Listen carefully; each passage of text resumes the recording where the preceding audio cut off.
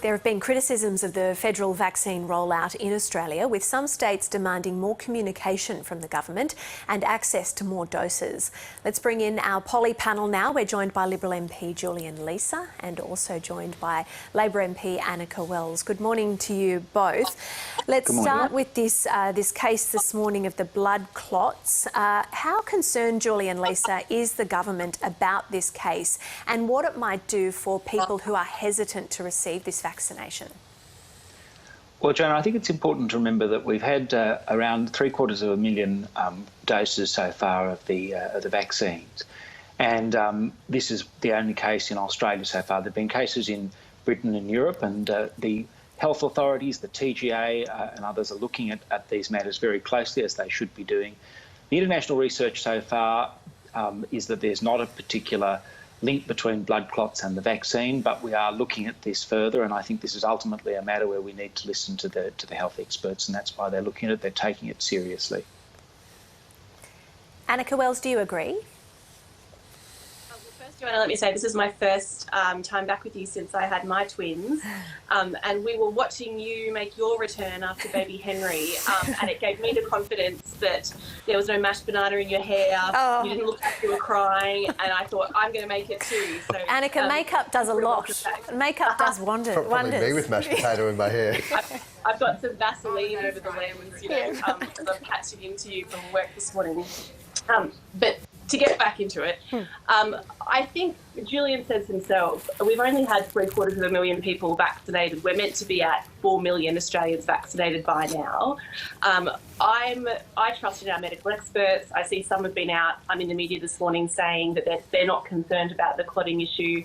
We'll wait for the TGA to weigh in. I think more broadly, when it comes to Australians having confidence in the vaccine and the vaccine rollout, there are bigger questions for the Morrison government to answer about the delays, about the aged care workers now needing to go and get themselves jabbed by their own doctors because the feds aren't coming to do it in their workplaces anymore. And those are the questions I think that the Morrison government should address whilst leaving the clotting issue to medical experts. Julian, Lisa, one of the big challenges here, of course, is around public perception and trust in the system. What are you doing to try and allay some of these concerns?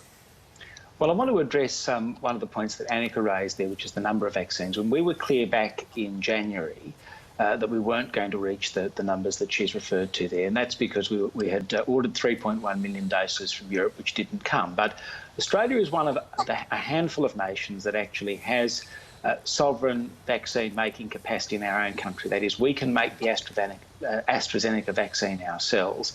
And that's a very good thing, and that should give Australians confidence. I mean, the vaccine came here later than it came to other places because we put the vaccines through the rigorous Australian TGA process. We didn't rush this out, and I think that that's a very important thing, and that should give people confidence in the vaccine process itself. The fact that political leaders of all stripes have gone on television and had the vaccine again should give people confidence in the vaccine process. It's important that we do this and that we get it right and it's rolled out in an orderly manner, and that's what we're doing. Anika, earlier you mentioned the vaccine rollout in the aged care facilities and aged care workers having to go to their GPs to get vaccinated rather than having it done inside the nursing home. Does it matter where people get their vaccination from as long as they get it? In a simple answer, no.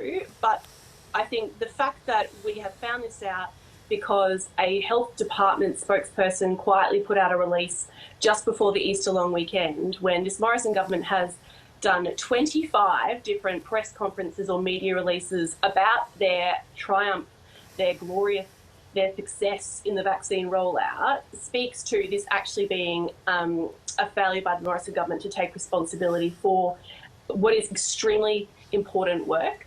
We have nearly 380,000 aged care workers across the country. These people have done the most frontline essential work. You know, these are the people that have held the hands of our nanas and our loved ones when we couldn't, because we couldn't get into nursing homes ourselves. And this is the way they're thanked. They were told that they would get this in their workplaces, you know, minimal disruption when they're already so under-resourced, and now they've got to, of their own accord, in their own time, get to their own GP clinics. And we're also hearing from our GPs themselves that there are weeks in delays. They're having to cancel hundreds and thousands of appointments because the supply isn't there. The Morrison government had months to plan this. They had months to roll this out. The targets that Julian are talking about are the targets that the Morrison government set themselves. It is incredibly disappointing. They need to take responsibility. They need to do better. Well, Julian, we understand now that states will be more involved in the rollout of the vaccination. There'll be state hubs and clinics involved in New South Wales. That is a major departure from the planned vaccination rollout from the federal government. Did the federal government underestimate the undertaking here? Well, this is a huge undertaking. I think that's the first thing to say. And I think you're broadly right, Joanna. People don't care who's giving them the jab. They just want to get the jab. And look, I think it's very good to have seen New South Wales make the offer that they've made here. What they're doing in terms of offering their state hubs is bringing them into line with other states as well, which is very good. And I think having a national effort to get the vaccine out is important. That's the key thing here, that people are vaccinated.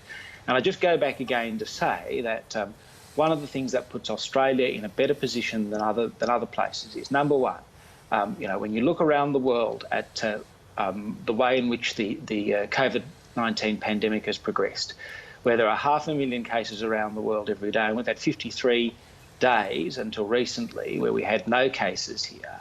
I think it shows that we've managed the pandemic very well. But secondly, the fact that we've got that sovereign-making capacity of the AstraZeneca vaccine means that we are in a better position than so many other places. Although we certainly are falling short, Julian. Australia's fallen 83% short of the initial target of administering 4 million doses by the end of March. As I made clear, Joanna, I mean, we were going to get 3.1 million vaccines from Europe, and that didn't happen. That didn't happen because the pandemic is out of control in parts of Europe, and they wanted to keep the vaccines to themselves. Now, had we not had the sovereign vaccine-making capacity in our country, that would be an issue. But we do have that, and that is why I think Australians can have confidence in the vaccine rollout program, as they've had confidence in the fact that we have managed this pandemic well from day one. Anika, what do you make of that?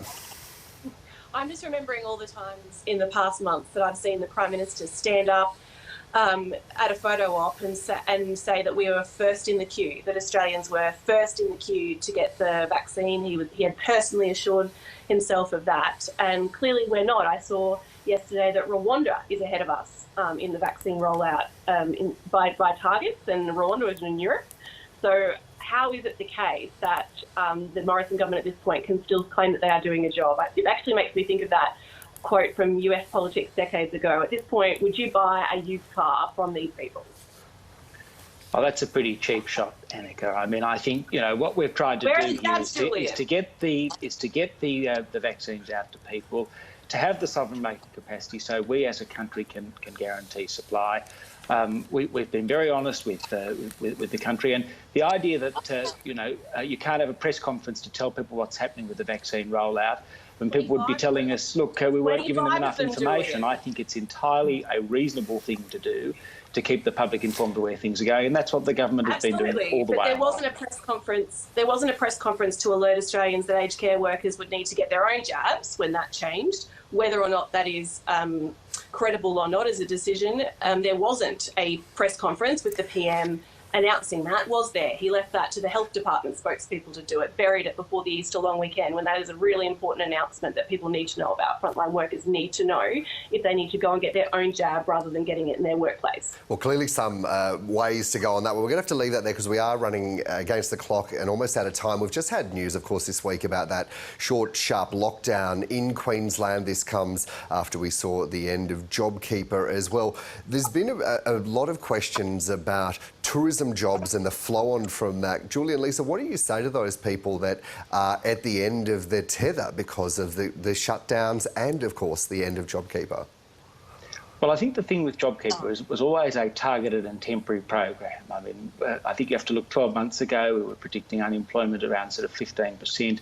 Most recent unemployment figure is 5.8%. We've had 88,000 new jobs created in the last month. When I look at things like Seek, they've got record job ads. I think 183,000 jobs were advertised there only about a week ago when I last checked. Look, we've provided JobKeeper and it's been a lifeline for lots of people, but we've also provided tourism packages, whether it's the discounted flights or whether it's the $250 million on travel agents and the like. And we acknowledge that this is a difficult time for people, but we couldn't keep JobKeeper going. We've given plenty of notice of the finish of JobKeeper at the end of March. We need to get the economy moving again, and the signs from the economy is that it is moving and growing in the right direction.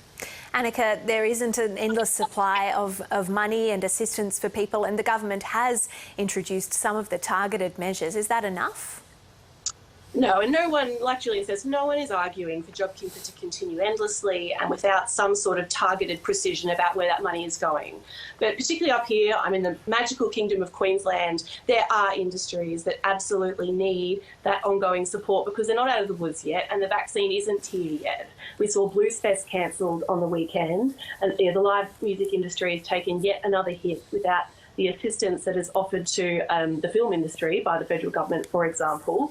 Aviation workers, those planes still aren't up in the air. The international border isn't looking likely to lift for months yet. So there is still a need for JobKeeper for people whose ability to put food on the table depends on it. And it is galling to hear that it's done a good job and that's all there needs to be from the government when people like Jerry Harvey, there are billionaire CEOs who have pocketed tens of millions of dollars personally out of the JobKeeper program, won't hand it back, and the Morrison government won't go after them like they did with the millions of victims of robo-debt.